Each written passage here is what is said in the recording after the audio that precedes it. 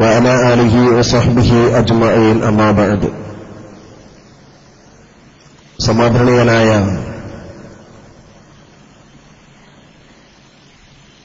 സമസ്ത കേരള സുന്നി വിദ്യാർത്ഥി ഫെഡറേഷന്റെ സംസ്ഥാന സെക്രട്ടറി മുസ്തഫ അഷ്റഫി കക്കുപ്പടി അവരുടെ,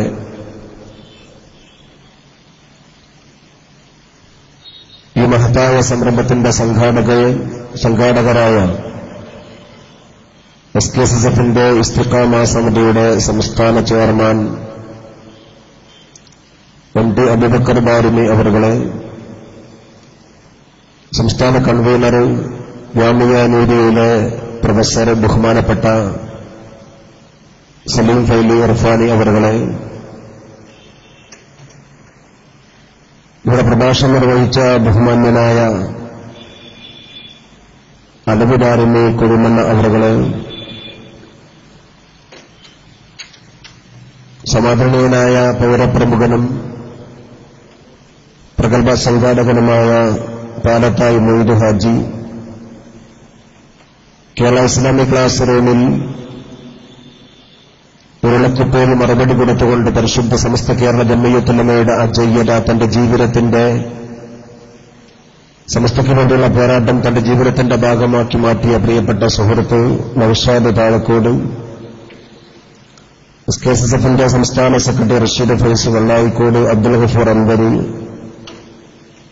സുബൈർ മാസ്റ്റർ തുടങ്ങിയ SKSSFന്റെ കോഴിക്കോട് ജില്ലാ അധ്യക്ഷൻ കുഞ്ഞാലംകുട്ടി ഫൈസി, ബഹുമാന്യ പണ്ഡിതന്മാരെ, പ്രിയപ്പെട്ട നേതാക്കളെ, സുഹൃത്തുക്കളെ, സഹോദരന്മാരെ, ഈ മുതലക്കുളം മൈതാനം ഒട്ടേറെ ചരിത്രത്തിന് സാക്ഷ്യം വഹിച്ചിട്ടുള്ള ഒരു പ്രദേശമാണ്. വീണ്ടും ചർവണം നടത്തുന്ന മുടിവിവാദത്തിന്റെ ഒരു പോസ്റ്റ്മോർട്ടം എന്തുകൊണ്ട് ഇവിടെ വേദിയൊരുക്കപ്പെടുന്നു എന്ന് ചോദിക്കുന്നത് അപ്രസക്തമാണ് എന്ന കാര്യം തീർച്ചയാണ്. ഈ വിഷയവുമായി ബന്ധപ്പെട്ടുകൊണ്ട് കേരളീയ സമാജം തീർപ്പ് കൽപ്പിച്ചതാണെങ്കിൽ പോലും സത്യം മനസ്സിലാക്കി സത്യത്തിന്റെ കൂടെ നിൽക്കാൻ തയ്യാറാവാതെ അസത്യപ്രചരണം ഒരു തപസ്സാക്കി മാറ്റിയ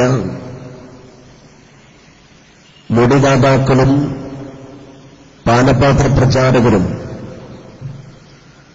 അരിയും തിന്ന് ആശാരിച്ചയും കടിച്ച് വീണ്ടും തട്ടി മുന്നോട്ട് എന്ന മട്ടിൽ കൊട്ടിയാടലുകളും നാട്യങ്ങളും വർദ്ധിപ്പിച്ചുകൊണ്ടിരിക്കുന്ന ഒരു കാലത്ത് സത്യത്തെ വീണ്ടും വിളിച്ചു പറയുക എന്ന വിദ്വേഷം കെട്ടിയാടിയ രാജാവ് നഗ്നനാണ് എന്ന് പറയുന്ന കൊച്ചുകുട്ടിയുടെ മനസ്സിനെ പോലെ സത്യത്തെ വിളിച്ചു പറയുക മാത്രമാണ് SKSSFന്റെ ഇസ്തിഖാമ നടത്തുന്നത്. അതിനപ്പുറത്ത് ഇതുമായി ബന്ധപ്പെട്ട് കാന്തപുരം വിഭാഗം അവരുടെ സ്റ്റേജുകളിൽ നടത്തിക്കൊണ്ടിരിക്കുന്ന നാട്യം സമ്പാദിക്കുന്നുണ്ടോ എന്ന വെല്ലുവിളി കഴിഞ്ഞ കുറച്ച് നാളുകളായി നമ്മുടെ കേരളത്തിന്റെ പല ഭാഗത്തും കേട്ടുകൊണ്ടിരിക്കുകയാണ്. അവരുടെ നേതാക്കളുടെ സമ്മതമില്ലാതെയും നേതാക്കളുടെ വിലക്ക് ലംഘിച്ചുകൊണ്ടും കുടൽ വ്യവസായം കണക്കെ പടർന്നുകൊണ്ടിരിക്കുന്ന പ്രാദേശിക സംഘടനകളുടെയും അവരുടെ സമാജങ്ങളും വ്യവസ്ഥാപിതമല്ലാത്ത ഒരു സംഘടനാ പ്രവർത്തനത്തിന്റെ ഭാഗമായി പല ഭാഗത്തും വെല്ലുവിളി നടത്തി സമ്പാദിക്കുന്നുണ്ടോ എന്ന ചോദ്യം അവർ നടത്തുന്നത്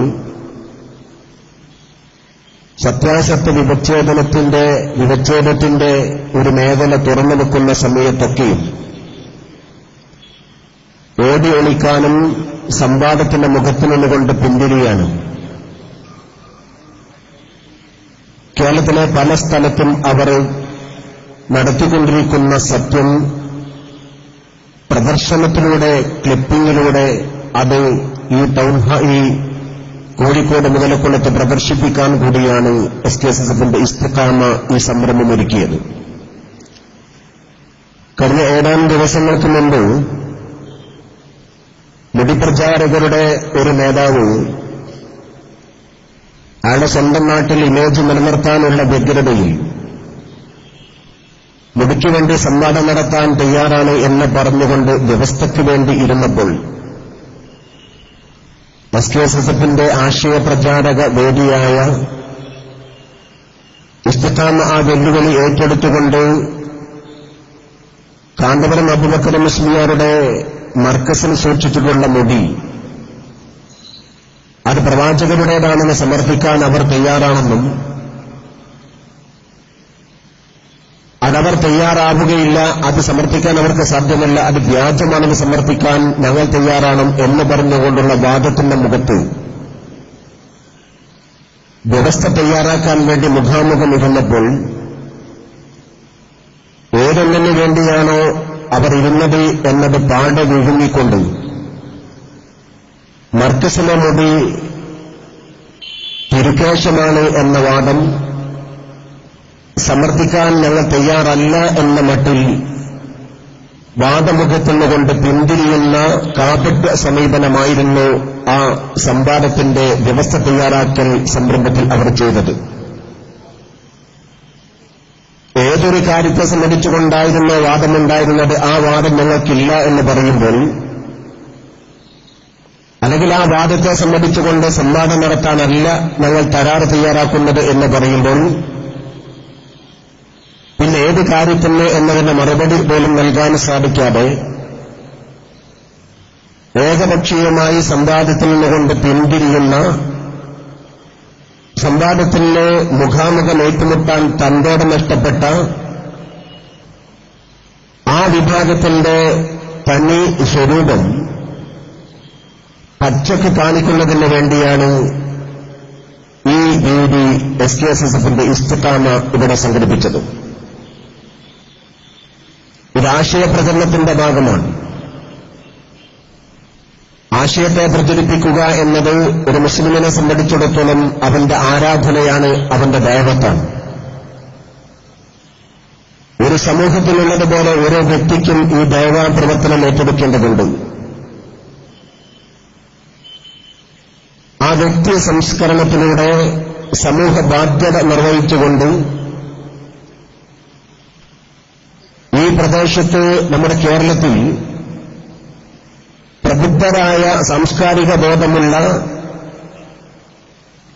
പ്രബുദ്ധ കേരളത്തിന്റെ മുമ്പിൽ അന്ധവിശ്വാസങ്ങൾ നടപ്പാക്കാനുള്ള കാന്തപുരത്തിന്റെ ആളുകൾ അടക്കമുള്ളവരുടെ ചില നിലപാടുകൾ,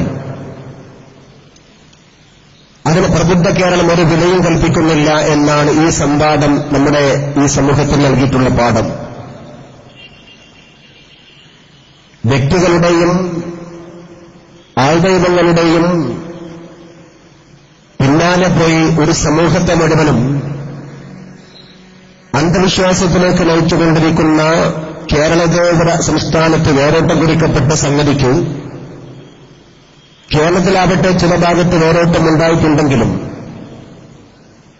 പ്രതിഷേധിക്കാനും അനുഭവ സമ്പത്തിന്റെ അക്ഷരങ്ങൾ നിരത്തിക്കൊണ്ട് സംവാദത്തിലേക്ക് മുന്നോട്ട് വരാനും ആൾദൈവത്തിന്റെ പിന്നാലെ പോയ ആളുകൾ പോലും ഈ കേരളീയ ഉമ്മത്തിനോട് പറയാൻ തയ്യാറായ സ്ഥിതിവിശേഷമാണ് സമകാലിക കേരളത്തിൽ കണ്ടുകൊണ്ടിരിക്കുന്നത്. പക്ഷെ കേരളത്തിലെ ചില ഭരണ സംവിധാനങ്ങൾ ആരെന്ത് അന്ധത പറഞ്ഞാലും അതിന് പ്രൊട്ടക്ഷൻ കൊടുക്കുന്ന സമീപനം സ്വീകരിക്കുന്നത് അപകടമാണ്.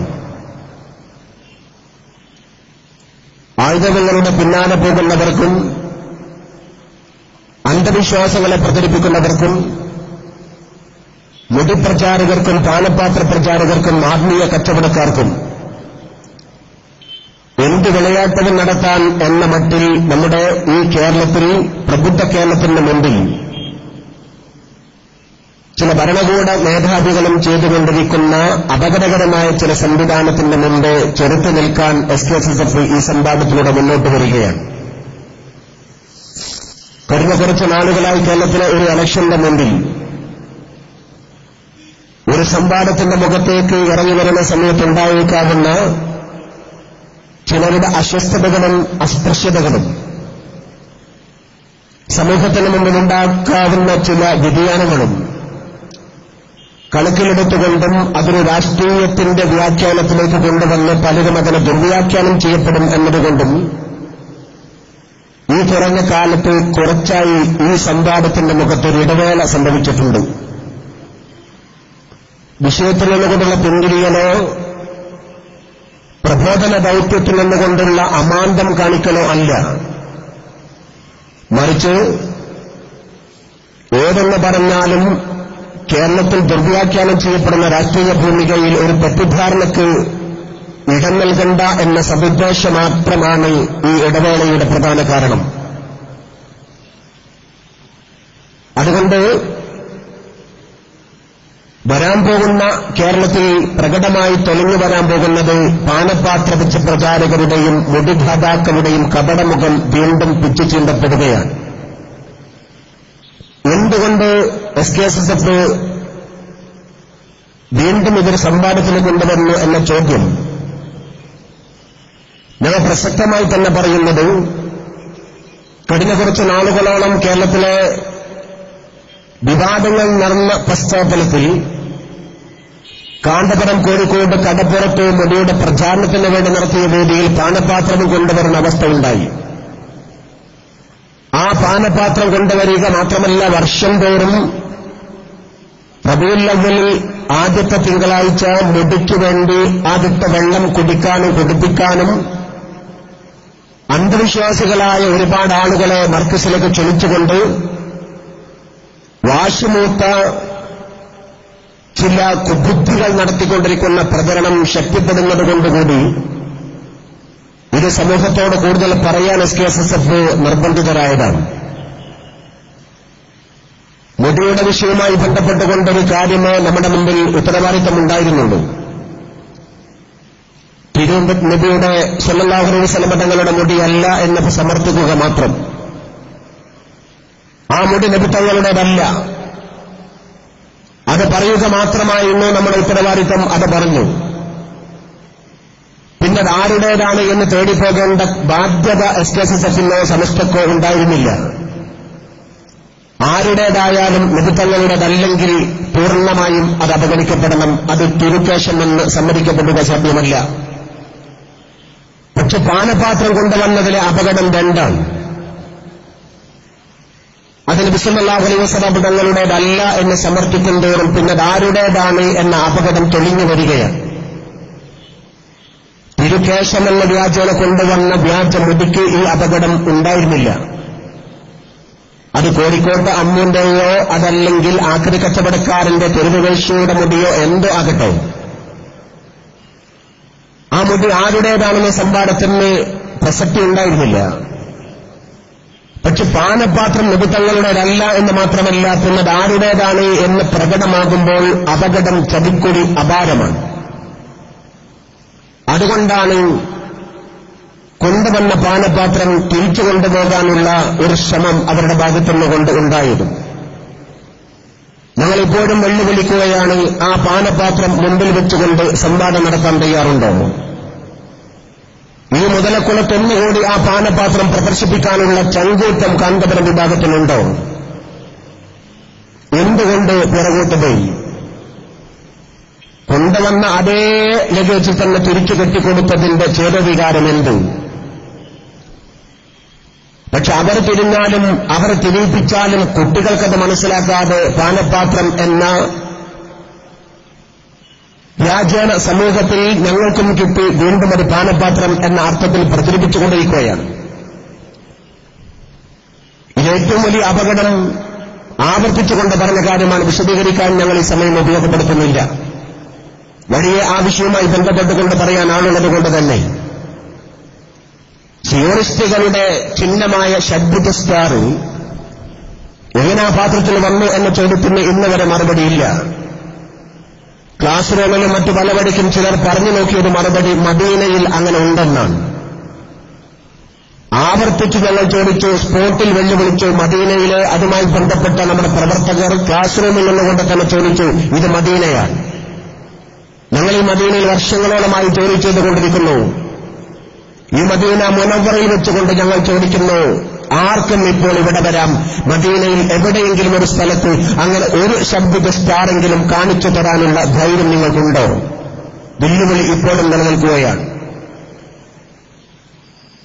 അതാവട്ടെ ഏറ്റവും വലിയ അപകടകാരിയായ സിയോണിസ്റ്റുകളുടെ ചിഹ്നമെന്ന് മാത്രമല്ല, അതേതാനും കുറച്ച് മുമ്പ് ഇതേ വിദ്വാൻ കാന്തപുരത്തിന് മുടിയും ദാനപാത്രവും നൽകിയ അഹമ്മദ് ഹസരജി തന്നെ റംസാൻ ഖദറവ് എന്ന് പറയുന്ന ലോകത്തെ നടികളുടെ കൂടെ ഉല്ലാസയാത്ര നടത്തി ത്രില്ല് ആഘോഷിക്കാൻ വേണ്ടി ഫോട്ടോക്ക് പോസ്റ്റ് ചെയ്ത് തന്റെ നെറ്റിലൂടെ പ്രദർശിപ്പിച്ചുകൊണ്ടിരിക്കുന്ന റംസാൻ ഖദറവ്, ആ റംസാൻ ഖദറവിന് തന്നെയാണ് അഹമ്മദ് ഹസരജി ഇതേപോലുള്ളൊരു പാനപാത്രം കൊടുത്തത്. റംസാൻ ഖദറവ് ചെച്ചനിയയിലെ പാവപ്പെട്ട മുസൽമാനെ, നിരപരാധികളെ, രാജ്യത്തിന്റെ അടിസ്ഥാന വർഗക്കാരെ കൂട്ടക്കൊല നടത്തിയ ഏറ്റവും വലിയ ഒരു അക്രമിയും ഏകാധിപതിയുമാണ്. ഇസ്രായേലിന് അനുകൂലമായി കൊണ്ട് ഒരു മുസ്ലിം നാമമുള്ള ഒരേ ഒരു നേതാവിന്റെ രാഷ്ട്രത്തലവന്റെ പേര് മാത്രമേ ഇസ്രായേലിന് അനുകൂലമായി കൊണ്ട് കൊണ്ടുവന്നിട്ടുള്ളൂ. അത് ഈ മുസ്ലിം ചാരപ്രവർത്തനം നടത്തുന്ന ഒരു നിർസാദിക്കായ സാക്ഷാ റംസാൻ ഖദറവാണ്. ആ റംസാൻ ഖദറവ് കാന്തപുരവും അഹമ്മദ് ഹസരജിയും ഒന്നിച്ചിരിക്കുന്ന ഫോട്ടോ ഒട്ടേറെ എങ്ങനെ നെറ്റിലൂടെ പ്രവഹിച്ചുകൊണ്ടിരിക്കുന്നു. ആ റംസാൻ ഖദറവിന് തന്നെ കാന്തപുരത്തിന് കൊടുക്കുന്നതിന് മുമ്പ് ഈ പാനപാത്രം അഹമ്മദ് ഹസരജി കൊടുക്കുന്നു. അതുമായി ബന്ധപ്പെട്ട് മാത്രമല്ല, ഇസ്രായേലിന്റെ മൊസാദിന്റെ അനുബന്ധമായി പ്രവർത്തിക്കുന്ന ചില സംഘടനകളുടെ നെറ്റിൽ പറയുന്നു, അടുത്ത വരാൻ പോകുന്ന പാർലമെന്റ് തെരഞ്ഞെടുപ്പിൽ ഇന്ത്യയിൽ ഭരണകൂടത്തിലേക്ക് വരുന്നത് ആദ്യഘട്ടം ഒരുപക്ഷെ നരേന്ദ്രമോദി വന്നിട്ടില്ലെങ്കിലും ശക്തനായ പ്രതിപക്ഷ നേതാവായി അയാൾ വരും. ഇടക്കാലത്ത് വെച്ചുകൊണ്ട് തെരഞ്ഞെടുപ്പ് നടക്കും, അല്ലെങ്കിൽ ഇടക്കാലത്ത് വെച്ചുകൊണ്ട് മുന്നണി മാറ്റൊരുക്കലുകൾ ഉണ്ടാകും. ശക്തനായ പ്രധാനമന്ത്രിയായി നരേന്ദ്രമോദി വരും. ഗുജറാത്തിൽ നടത്തിയ പരിഷ്കരണം വർഷങ്ങളെ കൊണ്ട് ഇന്ത്യക്കാകമാനം നരേന്ദ്രമോദി ഉണ്ടാക്കും എന്ന് പറയുന്നത് ഇസ്രായേൽ ചാരസംഘടനകളാണ്. അതേ മനുഷ്യൻ നരേന്ദ്രമോദി ഇന്ത്യയുടെ പ്രധാനമന്ത്രിയാകണം എന്ന് ആഗ്രഹിക്കുന്നത് സാക്ഷാൽ ഇസ്രായേലാണ്. ആ നരേന്ദ്രമോദിയിൽ നിന്നുകൊണ്ടാണ് 5 കോടി കാന്തപുരം കൈപ്പറ്റിയതായി ആരോപിക്കപ്പെട്ടത്. ഞങ്ങൾ ആവർത്തിച്ചു പറഞ്ഞപ്പോൾ നിഷേധിക്കാൻ ഇന്നവരാരും തയ്യാറായിട്ടില്ല. അങ്ങനെ മാത്രമല്ല, നരേന്ദ്രമോദിക്ക് അനുകൂലമായി ഏതെങ്കിലും ഒരു മുസ്ലിം നാമം ഇന്ത്യയിലെ ഏതെങ്കിലും ഒരു ഭാഗത്ത് ഒരു ആധുനിക പണംപെട്ടുകാരൻ മുഫ്തി പറഞ്ഞിട്ടുണ്ടെങ്കിൽ അയാൾക്ക് മുഖ്യാധിപത്യം നൽകുന്ന സമ്മേളനമാണ് ഗുജറാത്തിൽ കാന്തപുരം കോടികൾ ചെലവഴിച്ചുകൊണ്ട് നടത്തി ആളില്ലാതെ കേവലം ഉന്നഹാളായി മാറിയ വിധത്തിൽ അവരുടെ സമ്മേളനത്തിന്റെ പരാജയം ജാള്യത മറച്ചുവെക്കാൻ അവർ ഇപ്പോൾ ശ്രമിച്ചുകൊണ്ടിരിക്കുന്നത്. മുസ്ലിമിനെ ഒറ്റുകൊടുത്ത് നരേന്ദ്രമോദിക്ക് പിന്തുണ കൊടുക്കുന്നവർക്കൊക്കെ ഓശാന പാടുന്ന, അവർക്കൊക്കെ അനുകൂലമാകുന്ന കാന്തപുരം അതേ സമീപനം തന്നെ സ്വീകരിച്ചതിന്റെ അടിസ്ഥാനത്തിൽ നരേന്ദ്രമോദി വരണമെന്ന് കൊതിക്കുന്നത് കേരളത്തിലൊരു മുസ്ലിം പണ്ഡിതനുണ്ടെങ്കിൽ അത് കാന്തപുരം മാത്രമാണ്. ലോകത്ത് അങ്ങനെ ആഗ്രഹിക്കുന്നത് ഇസ്രായേലാണ്. നരേന്ദ്രമോദിയും കാന്തപുരവും റംസാൻ ഖദറവും അഹമ്മദ് ഹസരജും ഇസ്രായേലും എന്ന ഈ കൂട്ടുമുന്നണി ലോകത്ത് രൂപപ്പെടുത്തിയെടുക്കുന്നത് ഇസ്ലാമിന്റെ തകർച്ചയാണ്, രാജ്യത്തിന്റെ ഭദ്രതയുടെ തകർച്ചയാണ്.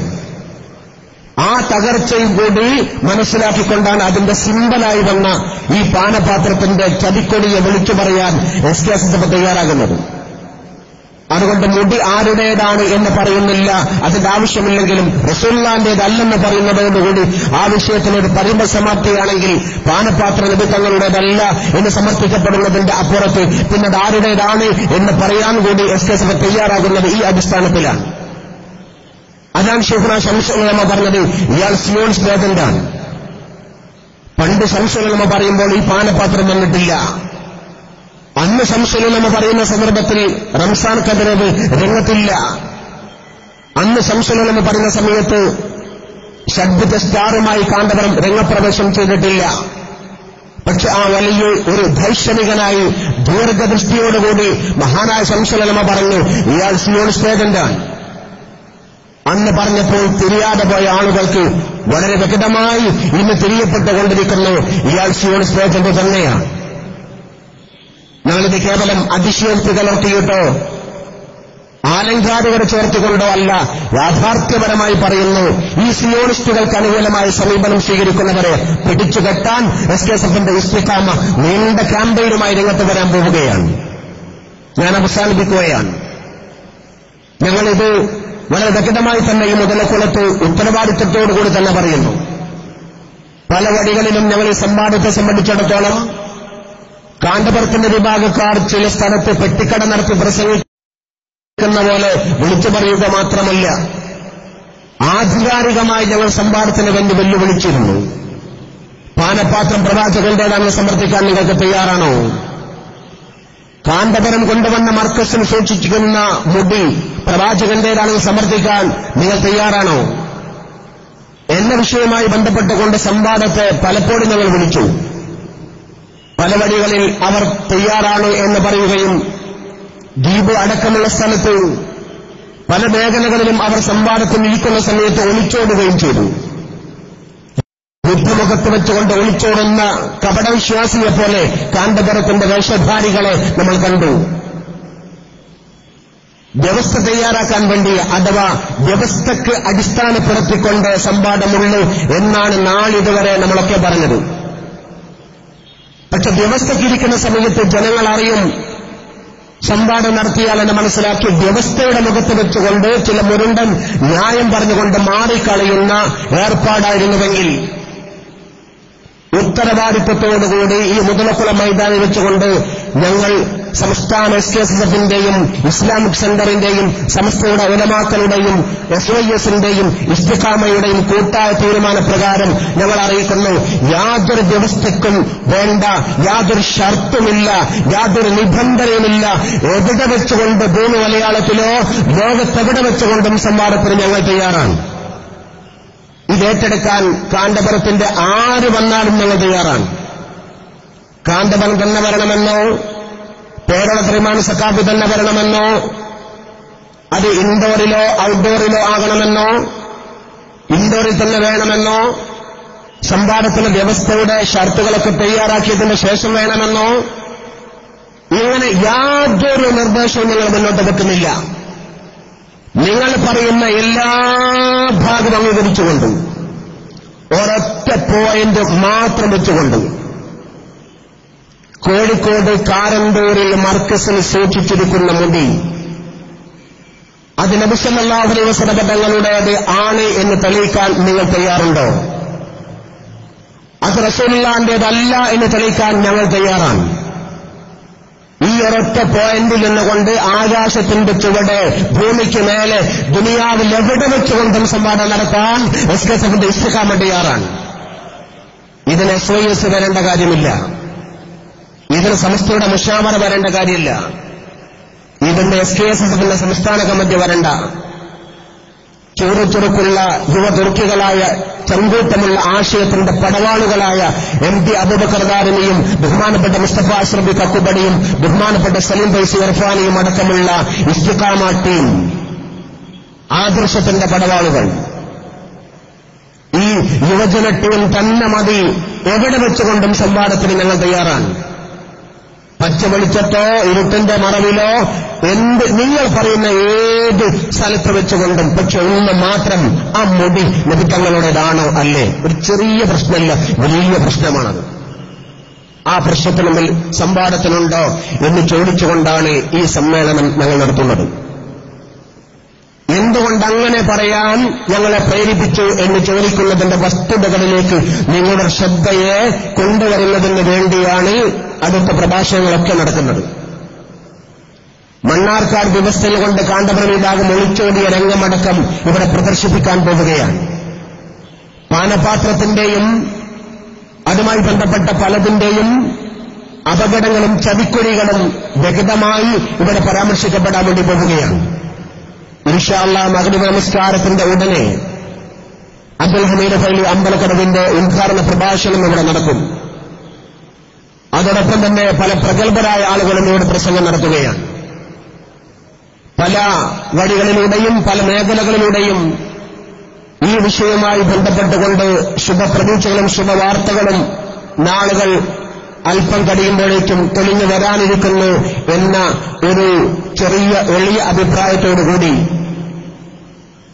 ആവശ്യമാകുന്ന ഘട്ടത്തിൽ കേരളത്തിൽ ഒരു പൊളിച്ചെഴുത്ത് വരും നാളുകളിൽ കാണാൻ പോകുന്നു എന്നുകൂടി സൂചിപ്പിച്ചുകൊണ്ട് ഞാൻ അവസാനിപ്പിക്കുകയാണ്. ഒരു കാര്യം കൂടി പറയുമ്പോഴേ അത് പൂർണ്ണമാകൂ എന്നുകൂടി മനസ്സിലാക്കുന്നു. കഴിഞ്ഞ പാർലമെന്റ് തെരഞ്ഞെടുപ്പിന്റെ റിസൾട്ട് വരാൻ പോകുന്നത് മെയ് 16 തീയതിയാണ്.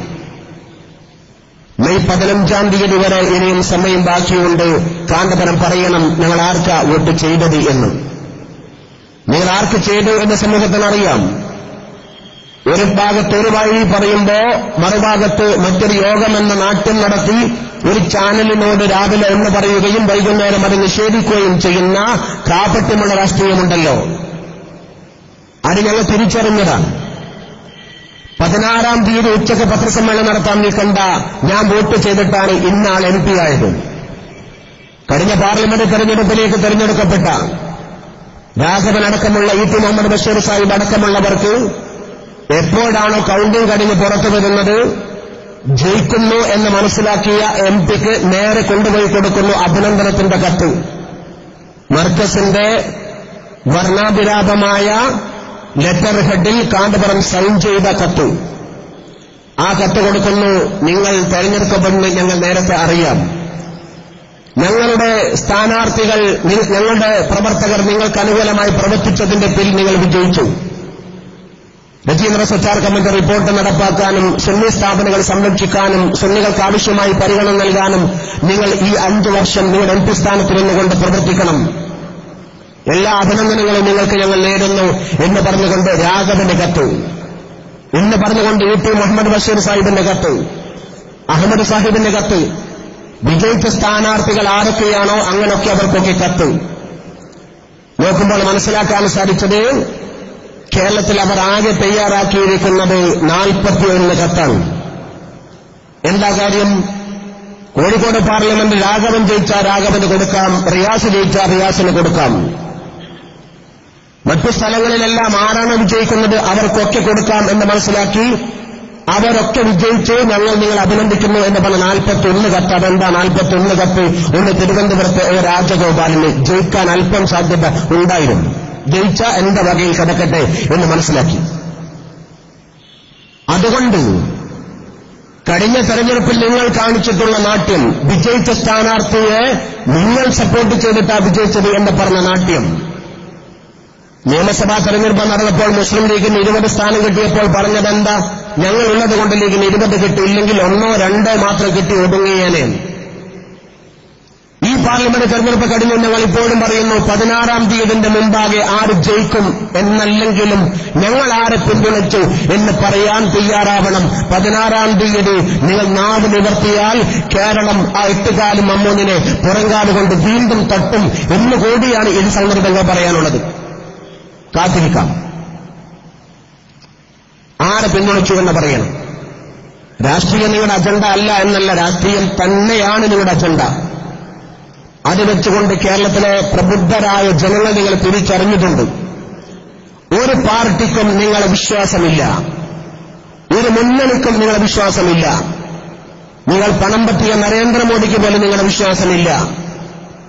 ആ വിശ്വാസമില്ലായ്മ എന്ന രാഷ്ട്രീയ കപടനാട്യത്തിന്റെ ആളുകൾ കൂടിയായി കാന്തപുരം ഈ കഴിഞ്ഞ ചരിത്രത്തിൽ മാറിയിരിക്കുന്നു എന്നുകൂടി മനസ്സിലാക്കിയത് കൊണ്ടാണ് ഈ തെരഞ്ഞെടുപ്പിന്റെ പ്രചരണവുമായി ബന്ധപ്പെട്ട് ഒരു മീഡിയയും കാന്തപുരത്തിന്റെ പ്രഖ്യാപനത്തിനോ ഒരു മീഡിയയും കാന്തപുരത്തിന്റെ നിലപാടിനോ കാന്തപുരം എന്ത് നിലപാടെടുക്കും എന്നതിനെ സംബന്ധിച്ചുകൊണ്ട് വാർത്തയാക്കാനോ കേരളത്തിലെ ദൃശ്യ ശ്രാവ്യ മാധ്യമങ്ങളൊന്നും തയ്യാറാവാതിരിക്കാനുള്ള കാരണം കാന്തപുരത്തിന്റെ നാട്യത്തിന് പുല്ലുവില മാത്രമേ പ്രബുദ്ധ കേരളവും രാഷ്ട്രീയ കേരളവും കൽപ്പിച്ചിട്ടുള്ളൂ എന്നതിന്റെ വ്യക്തമായ തെളിവാണ് ഈ കഴിഞ്ഞ നാളുകളിലെ വാർത്തകൾ സൂചിപ്പിക്കുന്നത്.